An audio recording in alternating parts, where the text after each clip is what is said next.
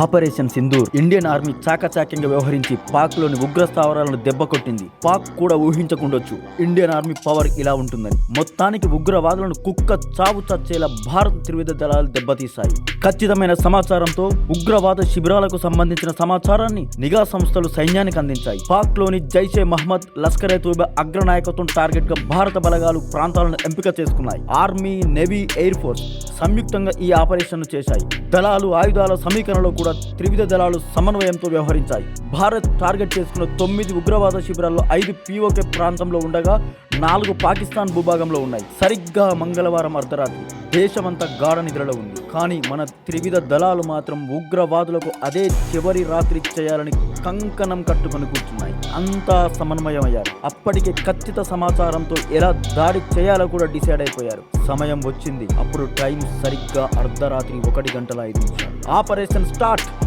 వెంటనే క్రూయిజ్ క్షిపణులు, hammer precision బాంబులు, లైటరింగ్ మ్యునిషన్స్ వంటి అత్యాధునిక ఆయుధాలతో సిబ్బంది విరుచుకుపడుతున్నారు.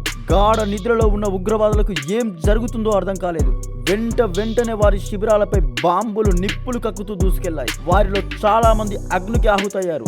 బిల్డింగులు కుప్పకూలాయి.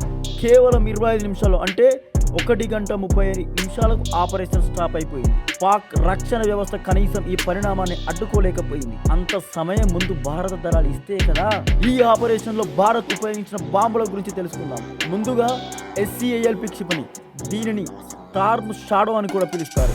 ఇది 250 కిలోమీటర్ల కంటే ఎక్కువ పరిధి కలిగిన దీర్ఘ శ్రేణి గాలి నుండి ప్రయోగించబడితే క్రూయిజ్ క్షిపణి బలమైన దాడి సామర్థ్యాల కోసం రూపొందించబడింది. హామర్ స్మార్ట్ బాంబును LET, జైషే మహమ్మద్ శిక్షణ, లాజిస్టికల్ కేంద్రాలుగా ఉపయోగించే రిన్ఫోర్మ్ బంకర్లు, బహుళ అంతస్తుల భవనాలను పేల్చేసేందుకు ఉపయోగించారు.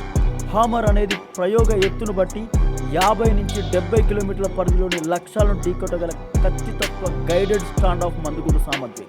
మరొకటి లోయిటరింగ్ మ్యూనిషన్స్. వీటిని కామికేజ్ డ్రోన్లను కూడా పిలుస్తారు. నిఘా లక్ష్యాన్ని గుర్తించేందుకు టెర్మినల్ స్ట్రైక్ కోసం వీటిని ఉపయోగిస్తారు. ఈ డ్రోన్ వ్యవస్థలు లక్ష్య ప్రాంతాలపై తిరుగుతాయి.